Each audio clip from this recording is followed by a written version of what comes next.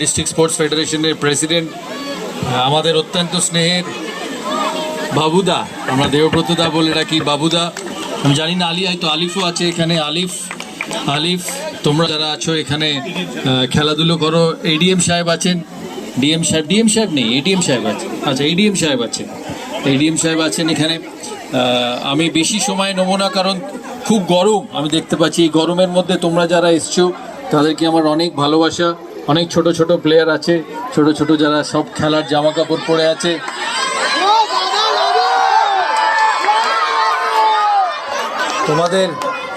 তোমাদের খেলাধুলোর জন্য আমার অনেক শুভেচ্ছা রইল। মালদা একটা বড় ডিস্ট্রিক্ট। অ্যাকচুয়ালি আমি প্রথমবার মালদায় এসছি, এর আগে কোনোদিন মালদায় আসিনি।